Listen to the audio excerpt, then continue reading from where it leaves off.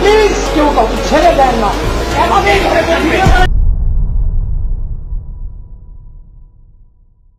নিয়তির কি নির্মম পরিহাস। শেখ হাসিনা এবং ছাত্রলীগ পতনের 1 বছরের মাথায় এসে ঢাকা বিশ্ববিদ্যালয়ের সাধারণ ছাত্রদেরকে লড়তে হচ্ছে ছাত্রলীগের পতাকা তলে যারা রাজনীতি করেছে সাবেক ছাত্রলীগারদের সাথে। তাদেরকে আবারও পরাজিত করার জন্য মিশনে নামতে হচ্ছে। কথা বলছি ঢাকা বিশ্ববিদ্যালয়ের ছাত্র সংসদ নির্বাচন, ডাকসু নির্বাচন নিয়ে। কেন আমি বলছি যে সাবেক ছাত্রলীগারদের সাথে আবারও তাদেরকে পরাজিত করার জন্য সাধারণ ছাত্ররা মাঠে লড়াই করছে, সেটির ব্যাখ্যা আমি দিব। এবং এই নির্বাচন কতখানি গুরুত্বপূর্ণ, এই নির্বাচন নিয়ে আদৌ আমাদের কথা বলা উচিত কিনা, যারা জাতীয় রাজনীতি নিয়ে কথা বলি তাদের মনোযোগ দেওয়া উচিত কিনা, রাজনৈতিক দলগুলো কি এই নির্বাচন নিয়ে সর্বশক্তি নিয়োগ করবে কিনা, এইসব নানান বিষয় সামনে চলে এসেছে। শাহেদ আলম শোতে আমি ধারণা দেওয়ার চেষ্টা করব ডাকসু নির্বাচন কেন গুরুত্বপূর্ণ এবং কেন সাধারণ ছাত্রদের সামনে আবার সেই পরীক্ষা নেমে এসেছে যে জুলাইয়ে যেই ছাত্রলীগকে তারা বিতাড়িত করলো, সেই ছাত্রলীগের বিরুদ্ধে কেন, কিভাবে আবার তাদের রুখে দাঁড়ানোর জন্য তাদের মাঠে নামতে হবে। শুরুতেই বলে রাখি যে এই কোমলমতি শিক্ষার্থী যারা আছেন এদের সাথে আমার ব্যক্তিগত শত্রুতা নেই। শিবিরের যারা প্যানেল ঘোষণা করেছেন, ছাত্র দলের যারা প্যানেল ঘোষণা করেছেন, বাম সংগঠনগুলো যারা প্যানেল ঘোষণা করেছেন, এদের অনেকেই আমি নামে চিনি এবং তাদের কার্যক্রম আমি ফলো করি। আমাকে হয়তো কেউ চিনতে পারেন, নাও চিনতে পারেন, দোষের কিছু নেই। বিশেষত শিবিরের যারা আছেন, সাদিক, ফরহাদ, এরা আমার ছোট ভাই। কিন্তু আমি আজকে যে আলোচনা করব সেই আলোচনায় ব্যক্তিগত সম্পর্ক, ব্যক্তিগত ভাই ব্রাদারের সম্পর্কের বাইরে আদর্শগত লড়াইটা অনেক বড় আমার কাছে। সে কারণে আমি মনে করছি যে এই তথ্যগুলো জানানো উচিত, এই কথাগুলো বলা উচিত যে সাধারণ ছাত্ররা লড়ছে সাবেক ছাত্রলীগারদের সাথে, তাও আবার জুলাইয়ের বর্ষপূর্তির, গণঅভ্যুত্থানের বর্ষপূর্তির 1 বছরের মাথায়। সকল জল্পনা কল্পনার অবসান ঘটিয়ে ডাকসুর যে নির্বাচনের তফসিল ঘোষিত হয়েছে, সেখানে ছাত্ররা তাদের প্যানেল ঘোষণা করেছে। আপনারা জানেন নিশ্চয়ই 5টি প্যানেলে প্রধান প্রতিদ্বন্দ্বিতা হচ্ছে এবার। একটা হলো ছাত্রদল, একদম দলীয়ভাবে ছাত্রদল। একটা হচ্ছে ঐক্যবদ্ধ শিক্ষার্থী জোট, যেটার নেতৃত্বে আছে শিবির। আরেকটা আছে প্রতিরোধ পর্ষদ, মেঘমাল্লার বসু, ইমি এবং অন্যান্যরা। উমামা ফাতেমার নেতৃত্বে স্বতন্ত্র প্যানেল এবং এনসিপির যে ছাত্র সংগঠন বাংলাদেশ গণতন্ত্র ছাত্র সংসদ, বাকশাস, তাদের আব্দুল বাকের এবং আব্দুল কাদেরের নেতৃত্বে। তো এই প্যানেলগুলো নিয়ে নিশ্চয়ই অনেক আলোচনা করা আছে, আপনাদেরকে একটু সম্যক ধারণা দেওয়ার জন্য। কেন আমি বলছি যে এটি সাধারণ শিক্ষার্থীরা আবার সাবেক ছাত্রলীগারদের বিরুদ্ধে লড়ছে। ঐক্যবদ্ধ শিক্ষার্থী জোট নামক যে প্যানেলটি তৈরি হয়েছে শিবিরের নেতৃত্বে, এবারে ডাকসু নির্বাচনের সবচেয়ে আগ্রহের কেন্দ্রে তারা এই কারণে যে বাংলাদেশের স্বাধীনতার পরেই প্রথম তারা ঢাকা বিশ্ববিদ্যালয়ে পা রাখা শুধু না, বৈধভাবে রাজনীতি করার সুযোগ পাচ্ছে। সেই রাজনীতি করার সুযোগ পেয়ে তারা ঢাকা বিশ্ববিদ্যালয়ের যে 37 থেকে 41 হাজার শিক্ষার্থী আছে তাদের নেতা হবে কিনা, ইমাম হবে কিনা, তাদেরকে নেতৃত্ব দিবে কিনা ছাত্রছাত্রীদের ভোটের মাধ্যমে, সেটা একটি বড় পরীক্ষা। এবং এই পরীক্ষার উপরে জাতীয় রাজনীতির অনেক কিছু নির্ভর করছে, হয়তো সবকিছু না, কিছুটা তো নির্ভর করছে, সেটা আমি পরে বলছি। তো সেই ঐক্যবদ্ধ শিক্ষার্থী প্যানেলের প্রধান যে সাদিক কায়েম ছাত্রলীগের রাজনীতি করেছেন, সরাসরি হয়তো পদে ছিলেন না। 2 দিন আগে একটি টকশোতে তিনি নিজেকে মাস্টার মাইন্ড আল জাজিরা যেভাবে তাকে পোর্ট্রে করতে চায়, সেটার সমক্ষে বক্তব্য দিতে যে, যদিও আমি আলোচনা করেছিলাম যে কিভাবে শিবির সমগ্র ক্যাম্পাসে একঘরে হয়ে গেছে অন্যান্য ছাত্র সংগঠন থেকে, সেখানে আমি এটা ব্যাখ্যা দিয়েছিলাম, কিন্তু আবার ব্যাখ্যা দিচ্ছি। সেখানে একটি বক্তব্যের পক্ষে বক্তব্য দিতে যে তিনি বলছিলেন যে জুলাইয়ে যেসব ছাত্র নেতারা সাদিক ফরহাদের কাছে এসেছিল, তারা ব্যক্তি সাদিকের কাছে আসেনি, তারা শিবিরের সভাপতির কাছে এসেছিল। কারণ 17 থেকে পুরোটা সময় জুড়ে তারা জানতো যে সাদিক হচ্ছে শিবির ঢাকা বিশ্ববিদ্যালয়ের নেতা কিংবা সভাপতি। এটা সবাই জানতো। ইসলাম ছাত্র শিবির আমি বিশ্ববিদ্যালয়ের সভাপতি, সেক্রেটারি যখন যা ছিলাম, একদম লম্বা সময় ধরে 17 সাল থেকে একদম 24 সাল পর্যন্ত সবাই সে আমার পরিচয় জানতো। আমার পরিচয় জেনে সবাই আমাদের সাথে কোঅর্ডিনেশন করে আমরা কাজ করেছি। সুতরাং এখানে পরিচয় গোপন লোকন করার কিছু নাই। এই বক্তব্য প্রচারের পরে আরেকটা ভিডিও প্রচার হয়েছে যেখানে 2017 সালে না, 2018 সাল নির্বাচনের আগে পরে, শেখ হাসিনা নির্বাচনের আগে পরে সাদিক কায়েম জয় বাংলার স্লোগান দিচ্ছে। ভিডিও ক্লিপটা একটু আমরা একটু দেখি পূর্ণটা।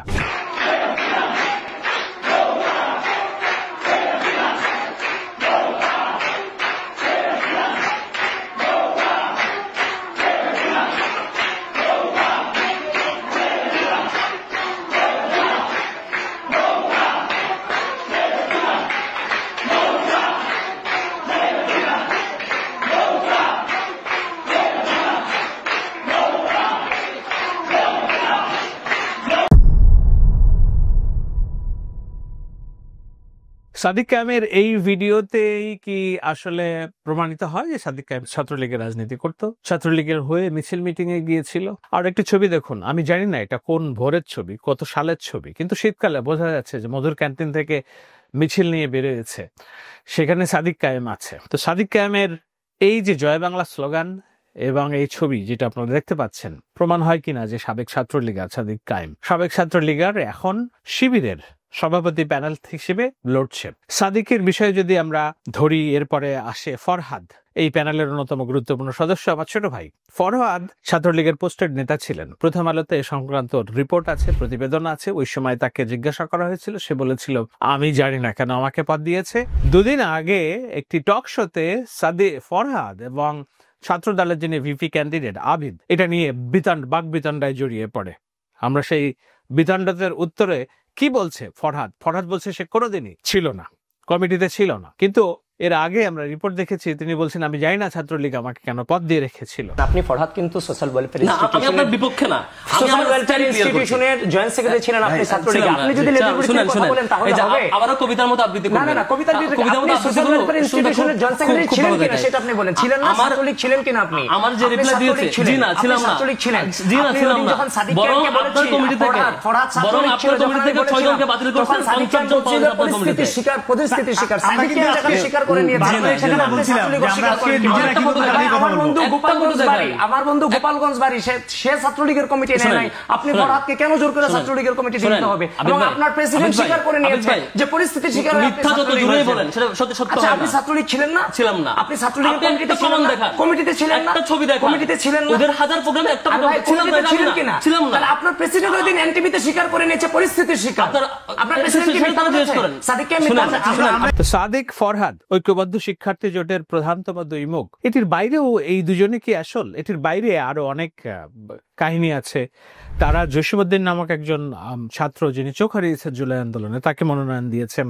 একজন উপজাতিকে মনোনয়ন দিয়েছেন, একজন নারীকে মনোনয়ন দিয়েছেন যিনি পর্দা করেন না, বাকি সবাই পর্দা করেন, উনি পর্দা করেন না। উনি বলছেন যে যারা বেপর্দা অর্থাৎ পর্দা করতে পছন্দ করে না তাদের প্রতিনিধিত্ব করার জন্য আমি শিবিরের প্যানেল থেকে, অর্থাৎ বোঝা যাচ্ছে শিবির আউটসোর্স করেছে প্রার্থী। কিন্তু ইনসোর্স ভিতর থেকে যাদেরকে তারা মনোনয়ন দিয়েছে, তার মধ্যে উম্মে সালমা নামক মেয়েটাকে নিয়ে খুব আলোচনা হচ্ছে। এই উম্মে সালমা গত মাসে যখন ছাত্রদল ঢাকা বিশ্ববিদ্যালয়ে কমিটি দিল, আপনাদের মনে আছে যে সবাইকে হলগুলো থেকে তালা ভেঙে সবাইকে নিয়ে বার করলো কিছু ছাত্র, হিজাব পরা ছেলে ছাত্রী, সাধারণ ছাত্রীর নাম করে। তাদের ওয়ান অফ দ্য লিডার হচ্ছে এই উম্মে সালমা, যিনি সেই সময় লিখেছিলেন যে আমরা ছাত্র রাজনীতি চাই না, আমরা লেজুরভিত্তিক ছাত্র রাজনীতি চাই না। কিন্তু আজকে যখন শিবিরের প্যানেল হলো, তখন দেখা গেল যে সে শিবিরের প্যানেল থেকে ক্যাফেটেরিয়া বিষয়ক সম্পাদক পদে তাকে মনোনীত করা হয়েছে। তো বোঝা গেল যে কে গুপ্ত, কে সাধারণ শিক্ষার্থী, কে সাবেক ছাত্রলীগার, কে সাধারণ ছাত্র।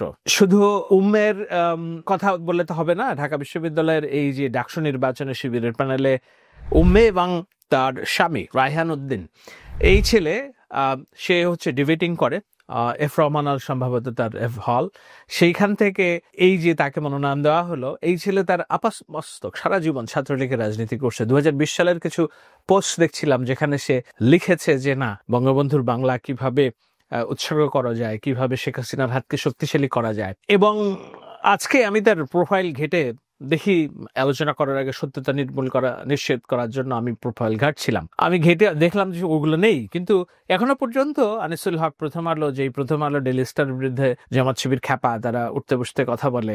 কিন্তু এই যে লুঙ্গির তলে গোপনে রাজনীতি করা, গুপ্ত রাজনীতি করা, ছাত্রলীগের ভেতরে থেকে সাধারণ ছাত্রছাত্রীকে হয়রানি করার যেই অভিযোগ, রায়হান উদ্দিন তাদের ভিতরে হয়তো একজন, আমি জানি না ব্যক্তি জীবনে তিনি কেমন। ঐক্যবদ্ধ শিক্ষার্থী জোটের যেই ফিরিস্তি, সেই ফিরিস্তি তুলে ধরার মূল উদ্দেশ্য একটাই, সেটা হলো এই যে বর্তমান উন্মুক্ত সময়ে ঢাকা বিশ্ববিদ্যালয়ের ছাত্রীদের সামনে তাদের ভোট নেওয়ার জন্য দাঁড়িয়ে গিয়েছেন যেই প্যানেল, সেই প্যানেলের অধিকাংশ মানুষ গুপ্ত রাজনীতির সমর্থক। সাধারণ ছাত্রের নামে গুপ্ত রাজনীতি করে তার দায় সাধারণ ছাত্রদেরকে দিয়ে দেওয়ার অন্যতম দোষী সাব্যস্ত। তো এই যখন প্যানেল, তখন বিপরীতে কারা আছে? বিপরীতে তাদের সাথে কারা আছে নিশ্চয়ই আপনারা এর মধ্যে জেনেছেন। ছাত্রদল একদিন দেরি করে তাদের পূর্ণাঙ্গ প্যানেল দিয়েছে। সেই প্যানেলে কে কাকে ভিপি মনোনয়ন করেছেন? ভিপি মনোনয়ন দেওয়া হয়েছে মাদ্রাসার ছাত্র, তামিরুল মিল্লাতের সাবেক ছাত্র, ঢাকা বিশ্ববিদ্যালয়ের ছাত্র, এবং সেই ছেলে যে জুলাইয়ের আন্দোলনে নেতৃত্ব দিয়েছে সরাসরি, তার সে বিখ্যাত উক্তি, প্লিজ কেউ কাউকে ছেড়ে যায়েন না, একবার দেখুন। আমি যখন শুনি তখন আমার গোসবাম হয়।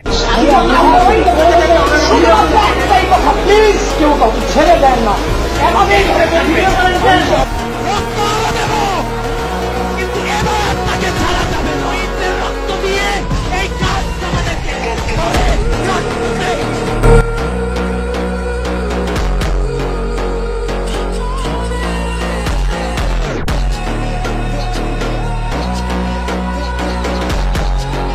এর বাইরে বাতেন এবং আরেকটা ছেলে যাকে নমিনেশন দিয়েছে ছাত্রদল, সেই ছাত্রদলের তারা প্রত্যেকেই জুলাইয়ের যোদ্ধা।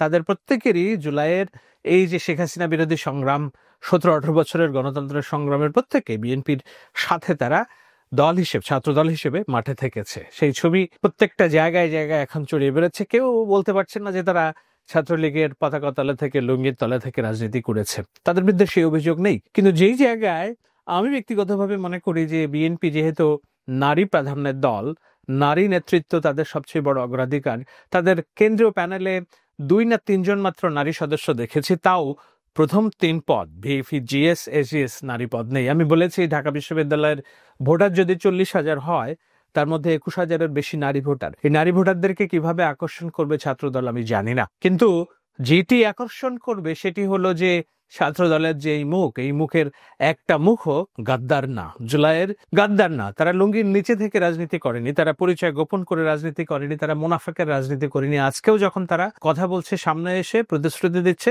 সরাসরি ছাত্রদের পক্ষে থাকার কথা বলছে। আমি জানি না তারা কতখানি জিতবে, না জয়ী হবে, না পরাজিত হবে। আমি জানি না শিবির জিতবে না পরাজিত হবে। আমি জানি না বাকশাস অর্থাৎ এনসিপি ছাত্র সংগঠনের আব্দুল কাদের এবং বাকের, দুজনই জুলাইয়ের অন্যতম পরিচিত মুখ, সমন্বয়ক, তারা জয়ী হবে কিনা। উমামা ফাতেমা স্বতন্ত্র হিসেবে লড়ছেন, তিনিও কেন্দ্রীয় সমন্বয়ক, কিন্তু তিনি এরই মধ্যে এনসিপি, বাকশাস, অন্যদের সাথে নিজের দূরত্ব তৈরি করে নিজের অবস্থান তৈরি করে নিয়েছেন। তো এখন আমি আলোচনাটা শেষ করব সংক্ষিপ্ত এই পরিচিতির পর, যে এইটাকে নিয়ে আমাদের কি খুব বেশি নজর দেওয়া উচিত? এইটা কি জাতীয় রাজনীতিতে কোনো প্রভাব ফেলবে?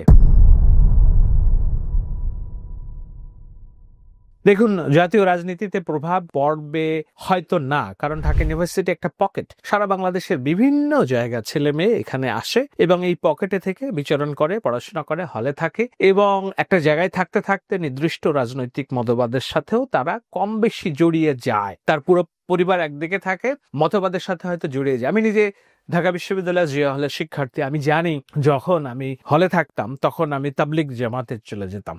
তাবলিগ জামাতে যেতাম কারণ আমি ছোট্ট গোষ্ঠীর কথা বলছি, এবং সেখানে আমাদের যারা ফ্রেন্ড সার্কেল ছিল তারা তাবলিগ জামাত করতো। আমাকে নিয়ে গিয়েছে কোনো একটা চিল্লায়, আমি গিয়েছি, আমার ভালো লেগেছে। ইসলাম প্রচারের কাজে আমার একটু সুযোগ হওয়ার, কাজ করার সুযোগ হয়েছিল, আমি খুবই কৃতজ্ঞ। কিন্তু আবার যখন সময় এসেছে আমি সেখান থেকে বেরিয়ে আবার অন্য কাজকর্মে জড়িয়ে গিয়েছি। তো ঢাকা বিশ্ববিদ্যালয় হলো একটা ছোট্ট পকেট। সেখানে যদি ধর্মভিত্তিক রাজনীতি, ধর্মের প্রতি টান, অনুশাসন থেকে থাকে, এটা দোষের কিছু না। কিন্তু এক জায়গায় থাকতে থাকতে একটা নির্দিষ্ট মতবাদ ঘরানার মধ্যে চালচলন চলে আসে। সেজন্য সামনে থেকে অনেক কিছু দেখে মনে হয় ভিতরের অনেক কিছু সেরকম নাও হতে পারে। আমি আমার ব্যক্তিগত উদাহরণ দিয়ে বলছি। সাধারণত ইনফ্লুয়েন্সার যারা কথা বলে সোশ্যাল মিডিয়ায়, তাদের মধ্যে আমি সম্ভবত একমাত্র ঢাকা বিশ্ববিদ্যালয়ে পড়াশোনা করার অভিজ্ঞতা সম্পন্ন। আমি কারোর অভিজ্ঞতাকে, পড়াশোনার যোগ্যতাকে খাটো করছি না। আমি বলছি খোদ ঢাকা বিশ্ববিদ্যালয়ে যেহেতু নিয়ে আমি কথা বলছি, ডাকসু নিয়ে কথা বলছি, আমি চিনি এই বিশ্ববিদ্যালয়ের প্রত্যেকটা বারান্দা, আমি চিনি এই বিশ্ববিদ্যালয়ের অলিগলি, এবং আমি চিনি এই বিশ্ববিদ্যালয়ের ছাত্রদের মনস্তত্ত্ব। সেখানে যেখান থেকে স্বাধীন বাংলাদেশের অভ্যুদয় হলো, যেখানে স্বাধীন বাংলাদেশের মানচিত্র আঁকা হলো, যেখানে মধুরার মতো একজন মুক্তিযুদ্ধের নিহত হলো, যেখানে বাংলাদেশের যে 14ই ডিসেম্বর বিজয়ের রাত্রের আগে এখানে যে বুদ্ধিজীবী হত্যাকাণ্ড হলো, তার সিংহভাগ ঢাকা বিশ্ববিদ্যালয়ের। সেই ঢাকা বিশ্ববিদ্যালয়ের মাটি যেখানে 52 ভাষা আন্দোলন, 71 স্বাধীনতা আন্দোলন, 90 গণ আন্দোলন, এমনকি 24 গণ অভ্যুত্থানের সূতিকাগার, সেখানে এটা মুক্তিযুদ্ধের প্রতি দায়বদ্ধ। ঢাকা বিশ্ববিদ্যালয়ের প্রত্যেকটা পরেতে পরেতে মুক্তিযুদ্ধের ভাস্কর্য আছে। রাজু ভাস্কর্যের কথা বলুন, অপরাজেয় বাংলার কথা বলুন, মধুর ক্যান্টিনের সামনের কথা বলুন, সব জায়গায় মুক্তিযুদ্ধের মুক্তিযুদ্ধের দাগ প্রত্যেকটা পড়াতে পড়াতে এই বিশ্ববিদ্যালয়ে যারা পড়ে তারা এগুলো ধারণ করে। সেই জায়গায় মুক্তিযুদ্ধের বিরোধী কোনো একটি রাজনৈতিক দলের ছাত্র সংগঠন ছাত্রদের 40,000 সাধারণ ছাত্রছাত্রীদের নেতা হবে, এটা মেনে নেওয়া খুব কঠিন সাধারণ ছাত্রছাত্রীদের মনস্তত্ব বিবেচনা করলে। আমি আমার সাবেক সাধারণ ছাত্র হিসেবে আমি মনে করছি যে না, এই রায় কোনোদিন স্বাধীনতা বিরোধী এবং যারা 71-এ বাংলাদেশের জন্মলগ্নের ভূমিকার বিরোধিতা করেছে তাদের ঔরসজাত, তাদের উত্তরসূরি কারোর হাতে যাবে বলে আমার মনে হয় না। যদি সাধারণ ছাত্ররা ভোট দিতে পায়, এর বাইরে তো আরো বড় হিসাব আছে, সেটা হলো যারা এই বিশ্ববিদ্যালয়ে 17টা বছর নরক বানিয়ে রেখেছিল, সেই ছাত্রলীগের পতাকা তালে থেকে ছাত্রলীগের হয়ে নির্যাতন করে আবরার ফাহাদের মতো সাধারণ ছাত্রদেরকে শহীদ করার দায়ভারের অঙ্গুলি যাদের দিকে, সেই গুপ্ত সংগঠন সাবেক ছাত্রলীগারদেরকে নিশ্চয়ই সাধারণ ছাত্রছাত্রীরা চিনে ফেলেছে। এতদিনে তারা সবকিছু জেনে ফেলেছে, এখন তাদের ভোট দেওয়ার পালা। এখন ভোটটা চূড়ান্তভাবে দেখার অপেক্ষায় কারা পায়। আমি আবারও বলি, এটি জাতীয় নির্বাচনের প্রতিফলক কিছু না, কিন্তু জাতীয় নির্বাচনের জন্য যারা মনে করছে যে না এটি একটি বড় টেস্ট কেস হতে পারে, টেস্ট কেস দেখা যাক। সেটি একটি টেস্ট কেস হলেও আমাদের এই টেস্ট মেনে নিতে হবে, দেখতে হবে সামনে কারা, কোন দিকে সাধারণ ছাত্ররা, বিবেকবান ছাত্ররা রায় দেয়। তবে জামায়াত ইসলামী এটিকে যে তাদের রাজনীতির একটা বড় অর্জন কিংবা বড় বিষয় হিসেবে নিয়ে ফেলেছে, এর মধ্যে তার প্রমাণ নানানভাবে পাওয়া যাচ্ছে তাদের নেতাদের কথাবার্তায়। তাদের কেন্দ্রীয় নেতারা এটার প্রচারণায় নেমেছে, এমনকি ইসলামী ব্যাংক থেকে ফোন দেওয়া হচ্ছে নানান জায়গায়। আমার কাছে একটা স্ক্রিনশট এসেছে, একজন বলছেন যে ওনাদেরকে বলা হয়েছে ডাকসু নির্বাচনে ওনাদের শিবিরের পক্ষে ভোট দেওয়ার জন্য। বোঝা যাচ্ছে যে কিভাবে ক্যাম্পেইন তারা করছে। সুতরাং দেখা যাক, জামাত এবং অন্যান্যরা খুব সিরিয়াসলি নিয়েছে, বিএনপি এতটা সিরিয়াসলি নিয়েছে কিনা আমি জানি না, এবং অন্যান্য ছাত্র সংগঠনগুলো এতটা সিরিয়াসলি নিয়েছে কিনা আমি জানি না। কিন্তু এই নির্বাচন মোটা দাগে ফলাফল একটা বার্তা দেবেই, সেটা হলো যত গর্জে ততই বর্ষে কিনা, না যত গর্জে তত আসলে বর্ষে না। আপনাদের মতামতের অপেক্ষায়। ধন্যবাদ।